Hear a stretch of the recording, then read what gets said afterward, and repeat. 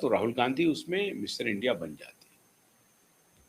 शारीरिक कॉन्टेस्ट में Rahul Gandhi mister India बने न बने, लेकिन फिल्मी कॉन्टेस्ट में तो राहुल गांधी मिस्टर इंडिया बन गए हैं, ऐसा प्रतीत हो रहा है। ये तो हुई उनकी शारीरिक उपलब्धि, खेल से जुड़ी उपलब्धि कि जापानी मार्शल आर्ट में वो ब्लैक बेल्ट हैं और अन्य का वो प्रैक्टिस कर रहे हैं जियोजुत्सु का। लेकिन इसके अलावा राहुल गांधी में एक विशेष विधा लगता है कि उनके पास पहुंच गई है, या एक विशेष चश्मा उन्होंने लगा लिया है। और वो चश्मा पहनते ही राहुल गांधी दूसरों को तो देखने लगते हैं, राहुल गांधी को कोई नहीं देख सकता। ये ध्यान रख लीजिए, राहुल गांधी सबको देख सकते हैं, राहुल गांधी को कोई नहीं देख सकता। 55 जेट सिक्योरिटी वाले, जेट सिक्योरिटी जब मिलता है तो उसमें 55 स्टाफ होते हैं, 55 पुलिस पर्सनल होते हैं। अब हालांकि वो सीआरपीएफ के पास है, पहले एसपीजी था उनके पास, अब एसपीजी का हट गया है दस्ता, तो अब जेट सिक्योरिटी की सुरक्षा उनको मिली हुई है, जिसमें 55 स्टाफ उनके साथ हमेशा चलते हैं। ये 55 स्टाफ जो उनके साथ साए के तरह चलते हैं, उनको भी राहुल गांधी दिखाई नहीं पड़ रहे, दिखाई नहीं पड़ रहे हैं। ये 55 स्टाफ उनके साथ चल रहे हैं, लेकिन उनको दिखाई नहीं पड़ रहे हैं। राहुल गांधी लेकिन सबको देख रहे हैं। मैं इस बात की चर्चा क्यों कर रहा हूं? अभी कुछ दिन पहले आपने देखा होगा, भारतीय जनता पार्टी के स्पोक्स पर्सन संबित पात्रा जी ने, अब हालांकि सांसद हैं, स्पोक्स पर्सन कहना ठीक नहीं होगा, तो संबित पात्रा जी ने एक प्रेस कॉन्फ्रेंस किया। उसमें उन्होंने पिछले 2004 से लेकर के 2026 तक, 25 तक की यात्रा का, समझिए 26 फर्स्ट क्वार्टर तक की यात्रा का, विदेश यात्रा का उन्होंने ब्यौरा दिया। उन्होंने कहा कि 54 टाइम्स, 54 बार, 54 टाइम्स राहुल गांधी पिछले 20-22 वर्षों में विदेश की यात्रा की है। ठीक है, ये डाटा आया। इसके आगे उन्होंने कहा कि 60 करोड़ रुपए उन्होंने व्यक्तिगत रूप से खर्च किए अपनी यात्राओं पे, 54 यात्रा पर 60 करोड़। और इसका उन्होंने एक ऑडिटेड अकाउंट दिया कि जो उनकी इनकम है, जो उन्होंने अपने लोकसभा चुनाव लड़ने वक्त अपने इनकम में डिक्लेयर किया था, उस डिक्लेरेशन के हिसाब से जो कॉस्ट ऑफ ट्रैवल है, विदेश की यात्रा पर जो उन्होंने खर्च किया है, वो पूरी तरह से डिस्प्रोपोर्शनेट है, प्रोपोर्शनेट नहीं है। मान लीजिए इनकम एक्स है तो खर्चा एक्स हो रहा है, ऐसा नहीं है। इनकम एक्स है तो खर्च वाई हो रहा है। और केवल खर्च, खाली वही खर्चा तो नहीं है, इनकम है तो उसमें से एक इनकम का एक हिस्सा आप विदेश की यात्रा पर जाने में खर्च करते हैं, बाकी और भी खर्चे हैं ना। तो उनका यह कहना था कि जो राहुल गांधी की अधिकृत आय है, जो पब्लिक डोमेन में है, जिसकी घोषणा उन्होंने पब्लिक में की है, वही मानी जाएगी। बाकी जो गुप्त आय हो रही है, कैश आय इनकम हो रहा है, अचल चल का हो रहा है, वो नहीं मालूम है। आप गाड़ी से यात्रा कर रहे हैं, गाड़ी कोई और दे रहा है आपको, तो वहां आपका खर्च नहीं हो रहा है। पार्टी की गाड़ी हो रही है, या किसी कार्यकर्ता की गाड़ी हो रही है, किसी नेता की गाड़ी हो रही है, किसी अभिनेता की गाड़ी हो रही है, तो आपका खर्च में काउंट नहीं होगा। लेकिन आपका काम तो हो गया।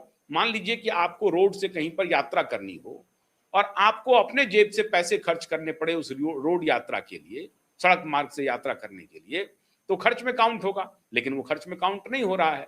क्यों? क्योंकि रोड यात्रा के लिए आपको कहीं ना कहीं से असिस्टेंस मिल गया, चाहे पार्टी ने दिया, किसी वर्कर ने दिया, किसी नेता ने दिया, किसी मित्र ने दिया, किसी अभिनेता ने दिया, जिस किसी ने भी दिया हो।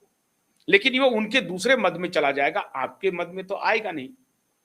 तो ये भी खर्चा का हुआ कि भाई जो आपका इनकम है उसके हिसाब से अगर 60 करोड़ रुपया आप अपने पॉकेट से विदेश यात्रा पर खर्च कर रहे हैं, तो इनकम कहां से आ रहा है?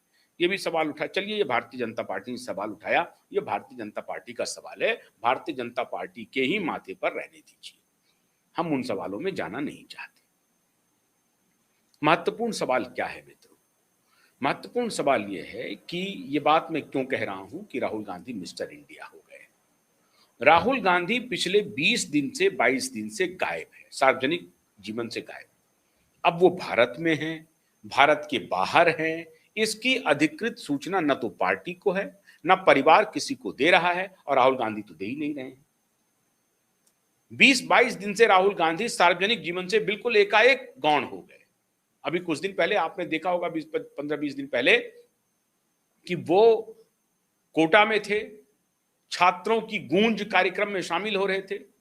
पूरे देश भर में छात्रों का गूंज कार्यक्रम ऑर्गेनाइज किया जाना था, कई जिले में ऑर्गेनाइज किया जाना था। उसके रूट लग गए थे राहुल गांधी के कि फलाने जिले में छात्रों की गूंज ऑर्गेनाइज होगी और राहुल जी जाएंगे और उसको संबोधित करेंगे। छात्रों का गूंज कार्यक्रम मुलतवी कर दिया गया, वो खटाई में पड़ गया है। छात्रों का गूंज नहीं हो रहा है, छात्रों का गूंज वहां नहीं हो रहा है, लेकिन जंतर मंतर पर छात्रों की गूंज, नकली छात्रों की गूंज चलाई जा रही है। वहां छात्र कोई नहीं है, सारे एक्टिविस्ट, मोदी विरोधी जितने कैंप हैं वो सब इकट्ठा हो गए हैं। अब ये कहा जा रहा है अंदर की बात कि छात्रों की गूंज कार्यक्रम जो राहुल गांधी चला रहे थे, उन्होंने उनकी टाइमिंग देखिए कि वो गायब क्यों हो गए। पूरे सार्वजनिक लाइफ से ऐसा लगता है विड्रॉ कर लिया राहुल गांधी ने, और छात्रों की गूंज कार्यक्रम का जो पूरे देश भर में खाका तैयार था, वो छात्रों की गूंज कार्यक्रम स्थगित हो गई। क्यों हुआ स्थगित? अब इसके अलावा अभी मैं आता हूं पॉलिटिकल पार्टी पर भी आता हूं कि क्या क्या स्थितियां बन रही है पंजाब से लेकर के अन्य प्रदेश में। लेकिन सबसे महत्वपूर्ण मुद्दा यह है मित्रों कि राहुल गांधी छात्रों की गूंज कार्यक्रम को लेकर के पूरे देश भर में जेएनजी को आंदोलित करने के लिए निकले थे। उसकी शुरुआत उन्होंने कोटा से की और पूरा पॉप शो टाइप का वो शो किया गया। लेडीज एंड जेंटलमैन कह करके अनाउंसमेंट हो रहा था वहां पे, जैसे कि आप किसी म्यूजिकल कार्यक्रम में गए हो और म्यूजिकल कार्यक्रम में कोई सितार वादक पहुंच गया हो, गिटार बजाने वाला पहुंच गया हो, तबला वादक पहुंच गया हो, या कोई सिंगर पहुंच गया हो। उसके उद्घोषणा में जिस प्रकार से उद्घोषक उद्घोषणा करते हैं, उसी लिहाज में उद्घोषणा हो रही थी कोटा में। लेकिन राहुल गांधी पहुंचे कोटा, कार्यक्रम हुआ। अब अच्छा हुआ खराब हुआ ये विषय नहीं है, सवाल है उसके बाद उनकी पार्टी ने योजनाबद्ध तरीके से छात्रों की गूंज कार्यक्रम का प्लान तैयार किया। विभिन्न जिलों में उसका आयोजन होना था, अलग अलग जगहों पे, कई राज्य उसमें शामिल हुए, वो यकायक स्थगित हो गया। तो कहा यह जा रहा है कि राहुल गांधी को उनके सलाहकार ने कहा कि ये विषय से विषयांतर हो जाएगा, एजेंडा तो कुछ और है। हमने पकड़ लिया है एक आदमी को, वो 14 दिन उपवास कर चुका है, 2-4 दिन में और उसकी हालत खराब हो जाएगी या 20 दिन तक वो जाएंगे। जब हालत खराब होगी तो माहौल बनेगा तो लोग सड़क पर आएंगे, और जब लोग सड़क पर आएंगे तो नेपाल बांग्लादेश जो दोहराने की जो हमारी इच्छा है, जिसके लिए हम महायज्ञ कर रहे हैं, और ये लॉन्ग अवेटेड ड्रीम है, वो सपना पूरा हो जाएगा। अब हालांकि वो लाल बिल्डिंग नहीं है, अब व्हाइट बिल्डिंग हो गया है। उस बिल्डिंग में कैसे प्रवेश करेंगे इसकी योजना बनाई जा रही है जंतर मंतर पे। कहीं से भी देश के एजुकेशन मिनिस्टर के इस्तीफे तक बात साबित है ही नहीं, वो होना ही नहीं है। इनका इस्तीफा लेने की कोई योजना नहीं है। इनकी योजना में देश विरोधी शक्तियां अब इकट्ठा हो चुकी हैं जंतर मंतर पे। मेरे बहुत सारे दर्शक इसको शायद गलत अर्थ में, संदर्भ में ले लें। मैं पूरे कन्विक्शन के साथ कह रहा हूं, पूरी जिम्मेदारी के साथ कह रहा हूं कि देश विरोधी शक्तियां जंतर मंतर पर पहुंच चुकी हैं, कॉकरोच को सामने में रख करके, और अब वो शर्जिल इमाम की रिहाई की बात कर रहे हैं, अब वो उमर खालिद की रिहाई की बात कर रहे हैं, अब वो कश्मीर की आजादी की डिमांड कर रहे हैं, और आरएसएस से आजादी चाह रहे हैं। कह रहे हैं कि विश्वविद्यालयों में आरएसएस के लोग अपॉइंट हो रहे हैं। कहा जा रहा है कि विश्वविद्यालयों में दोयम दर्जे के प्राध्यापकों की नियुक्ति हो रही है। ये सारी बातें आ रही हैं। नीट अब मुद्दा नहीं है, और सीबीएसई स्कैम अब मुद्दा नहीं है।